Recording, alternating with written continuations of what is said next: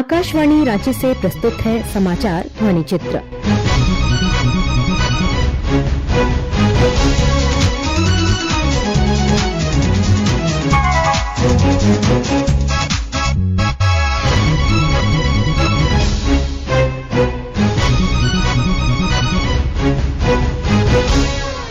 इस अंक में झारखंड का बजट सत्र, पीएम किसान सम्मान निधि योजना, बेटी बचाओ बेटी पढ़ाओ और नमो ई लाइब्रेरी सह साइबर पीस कम्युनिटी का उद्घाटन।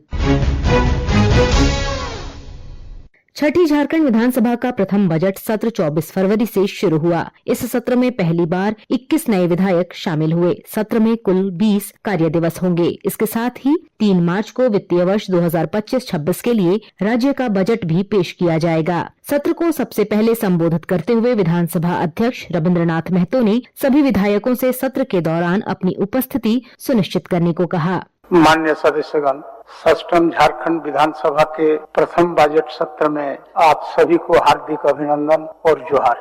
माननीय मुख्यमंत्री श्री हेमंत सोरेन के नेतृत्व में लगातार दूसरी बार गठित सरकार के प्रथम बजट है। इस द्वितीय बजट सत्र जो आज से प्रारंभ होकर 27 मार्च 2025 तक चलेगा, इस सत्र में कुल 20 बैठकें निर्धारित है। वर्ष 2024-25 का तृतीय अनुपूरक बजट एवं वित्तीय वर्ष 2025-26 का वार्षिक बजट का उपस्थापन किया जाएगा। विधायिका के पास कार्यपालिका के कार्यों का आकलन के निमित्त बजट का बहुत बड़ा साधन है। आप सबों को उपस्थापित होने वाले बजट के अनुदान मांगों पर कटौती प्रस्ताव के माध्यम से सरकार की योजनाओं को समीक्षा करने का अवसर प्राप्त। बजट सत्र के पहले दिन राज्यपाल संतोष कुमार गंगवार का अभिभाषण हुआ। इस दौरान उन्होंने कहा कि राज्य सरकार ने विकसित झारखंड की यात्रा को शुरू कर दिया है। साथ ही उन्होंने विधायकों से राज्य के विकास के लिए रचनात्मक भूमिका निभाने की अपील की। माननीय अध्यक्ष जी एवं सभी सदस्यगण, आप सभी को जोहार। झारखंड विधानसभा के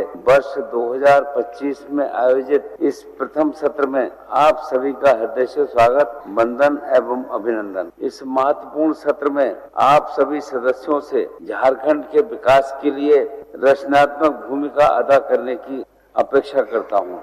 आपके बहुमूल्य सुझाव एवं विमर्श से राज्य की प्रगति को बल मिलेगा।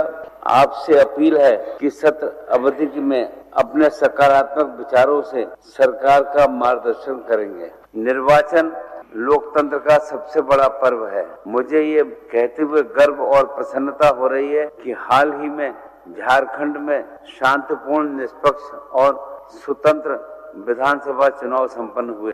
लोकतंत्र के इस महापर्व की सफल पूर्ण आहुति के लिए राज्य के सभी सम्मानीय मतदाता, निर्वाचन आयोग, सभी राजनीतिक दल, शासन, प्रशासन तंत्र एवं मीडिया बधाई के पात्र हैं। इस विधानसभा निर्वाचन में ऐतिहासिक मतदान होना न केवल लोकतंत्र में जन जन की प्रबल आस्था का प्रतीक है, बल्कि सरकार के कार्यों और संकल्पों के प्रति जनता के अटूट विश्वास का परिचायक भी है।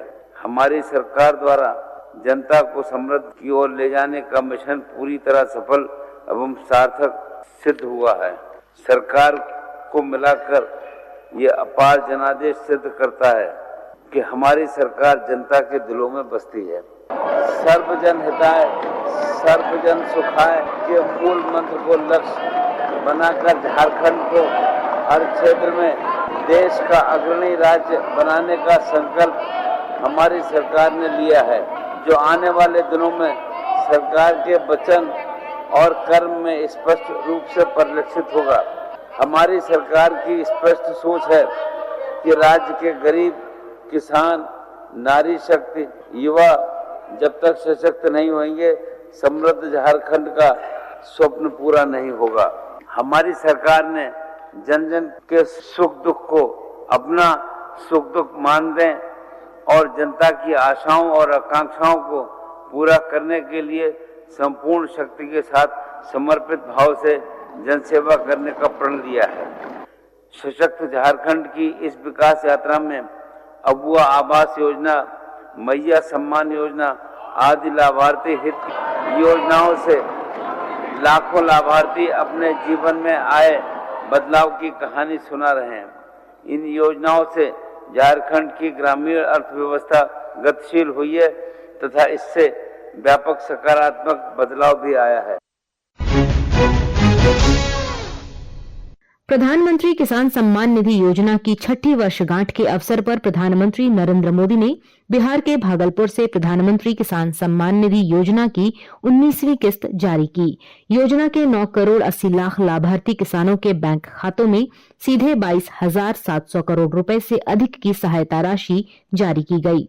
मौके पर प्रधानमंत्री ने कहा कि केंद्र सरकार किसानों को कृषि के लिए हर सुविधा मुहैया कराने के लिए तत्पर है। विकसित भारत के 4 मजबूत स्तंभ है। ये स्तंभ है गरीब, हमारे अन्नदाता किसान, हमारे नौजवान, हमारे युवा और हमारे देश की नारी शक्ति। एनडीए सरकार चाहे केंद्र में हो या फिर यहां, किसान कल्याण हमारी प्राथमिकता में है।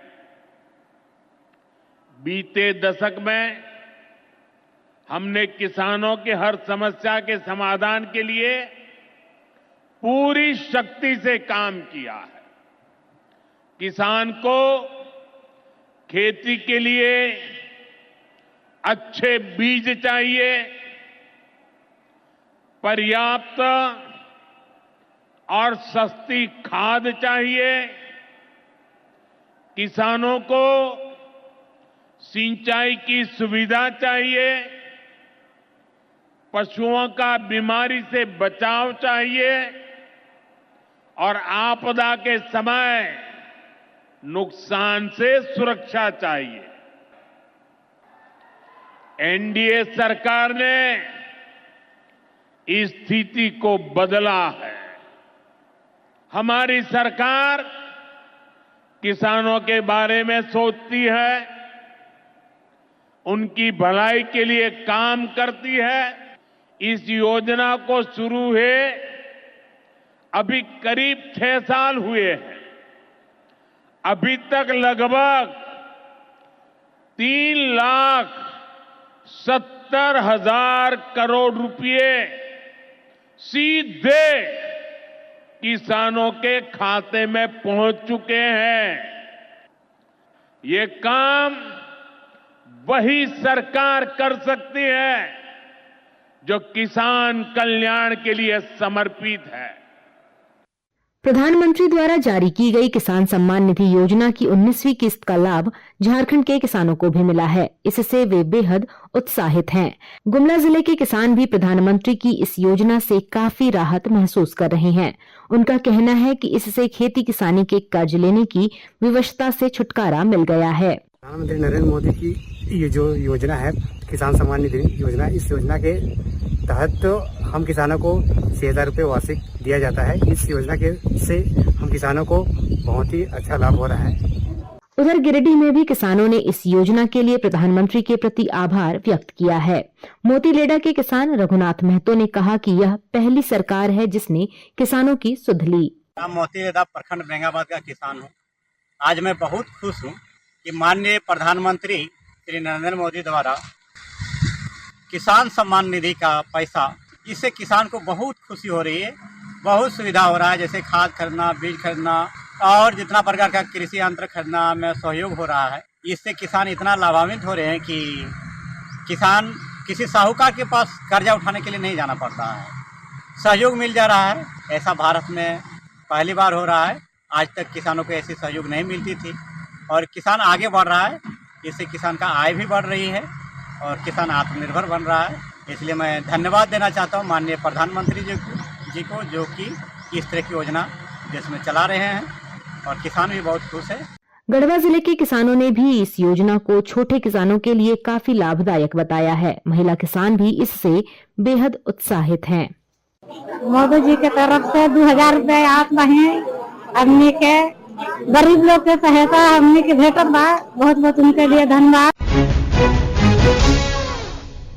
देश में महिलाओं के सशक्तिकरण के उद्देश्य से शुरू की गई बेटी बचाओ बेटी पढ़ाओ योजना की 10वीं वर्षगांठ के अवसर पर 22 मार्च से 8 मार्च तक पूरे देश में कई कार्यक्रम आयोजित किए जा रहे हैं। इसी कड़ी में रांची में केंद्रीय महिला एवं बाल विकास मंत्री अन्नपूर्णा देवी ने मीडिया से बातचीत में योजना की प्रगति की जानकारी देते हुए कहा कि बेटी बचाओ बेटी पढ़ाओ पहल सरकारी योजना से ऊपर उठकर एक राष्ट्रव्यापी आंदोलन बन गई है। जो माननीय प्रधानमंत्री जी 2014 में जब पहली बार प्रधानमंत्री बने, उसके बाद से ही उन्होंने बेटी बचाओ बेटी पढ़ाओ अभियान के माध्यम से महिलाओं को सशक्त करना, महिलाओं को सुरक्षित करना और बेटियों को आगे बढ़ाना, ये उनका लक्ष्य था। और इस नारे के साथ, इस संकल्प के साथ एक लोगों के मन में, महिलाओं के मन में कि जब बच्ची जन्म लेती है तो उसके साथ ही एक बहुत बड़ा बदलाव आया। और निश्चित रूप से आज महिलाएं, हमारी बेटियां हर एक क्षेत्र में, कोई भी क्षेत्र अछूता नहीं है, हर क्षेत्र में अपना अपना परचम लहरा रही है। हम देखें तो पहले एमएसएमई में 5 लाख रुपए की सीमा पहले वर्ष में था, तो उसको बढ़ाकर 10 लाख रुपए जारी किया गया है। और इसके साथ ही जब हम महिलाओं की बात करते हैं तो जेंडर बजट की हम बात करेंगे, तो जेंडर बजट पिछले वर्ष की तुलना में बढ़ाकर पिछले वर्ष यानी 24-25 में भी जहां 3,27,000 करोड़ रुपए था, और उसको बढ़ाते हुए इस बार यानी 25-26 के बजट में 4,49,000 करोड़ का प्रावधान किया गया है। रक्षा राज्य मंत्री संजय सेठ की पहल पर रांची के युवाओं के लिए नमो ई लाइब्रेरी सह साइबर पीस कम्युनिटी सेंटर का लोकार्पण राज्यपाल संतोष कुमार गंगवार ने किया। इस डिजिटल लाइब्रेरी में दुनिया की सभी पुस्तकों, audio book, research paper, educational पत्रिकाएं और जर्नल का ऑनलाइन सब्सक्रिप्शन उपलब्ध होगा। इस मौके पर राज्यपाल संतोष कुमार गंगवार ने रक्षा राज्य मंत्री संजय सेठ की पहल की सराहना करते हुए कहा कि सामाजिक और शैक्षणिक क्षेत्र में भी किया जा रहा पहल सराहनीय है। यह केंद्र युवाओं शोधार्थियों के लिए बहुत सहयोगी साबित होगा। रांची की जनता को नमो लाइब्रेरी और साइबर पीस कम्युनिटी सेंटर समर्पित जो किया है, इसलिए मैं आप सभी को अपनी ओर से हार्दिक बधाई और शुभकामनाएं देता हूँ। 2047 के संकल्प को साकार करने की दिशा में एक महत्वपूर्ण कदम है। ये उल्लेखनीय पहल आदरणीय सांसद जी के द्वारा की गई है और वास्तव में वो इसके लिए बहुत बधाई के पात्र भी है। साइबर पीस फाउंडेशन को भी इसमें भूमिका निभाने पर मैं बधाई देता हूँ। ये प्रयास इस बात का प्रतीक है कि समाज, सरकार और संस्थाएं एकजुट होकर हर लक्ष्य की ओर बढ़ती है, तो उसमें दिशा पूरा भी होता है, लोग उसको याद भी करते हैं। लाइब्रेरी सिर्फ एक लाइब्रेरी नहीं है, बल्कि ज्ञान का भव्य भंडार। यहाँ विश्वस्तरीय पुस्तकें, डिजिटल संसाधन, शोध पत्र, ऑडियो बुक्स और वैकल्पिक सामग्री उपलब्ध होगी। और मुझे विश्वास है कि लाइब्रेरी विद्यार्थियों, शोधकर्ताओं और हर उस व्यक्ति के लिए अत्यंत लाभकारी सिद्ध होगी। रक्षा राज्य मंत्री श्री सेठ ने प्रधानमंत्री नरेंद्र मोदी के मार्गदर्शन की चर्चा करते हुए कहा कि यह केंद्र पीएम श्री नरेंद्र मोदी के रिसर्च और इनोवेशन के मंत्र का प्रमुख माध्यम बनेगा, जहां शोध से जुड़े लोग लाभान्वित होंगे। मोदी जी हम सबको सिखाते कि सामाजिक काम करो। राजनीति की परिभाषा मोदी ने बदल दी। समाज के लिए अपना समय दोगे, समाज में नई नई चीजें लाओगे, तब समाज आपको हाथों हाथ मिलेगा। तो प्रधानमंत्री जी के उस संकल्प को और 2047 का जो संकल्प है, उस संकल्प को बढ़ाने के लिए आज इस ई लाइब्रेरी का उद्घाटन हुआ। आप सबको बहुत बहुत धन्यवाद। और इसके साथ ही आकाशवाणी रांची के समाचार सेवा प्रभाग द्वारा प्रस्तुत समाचार ध्वनि चित्र का आज का संस्करण समाप्त हुआ। यह कार्यक्रम प्रत्येक शनिवार रात्रि 7:45 बजे प्रसारित किया जाता है। संपादक, शिल्पी, प्रस्तुतकर्ता और प्रवक्ता कामिनी।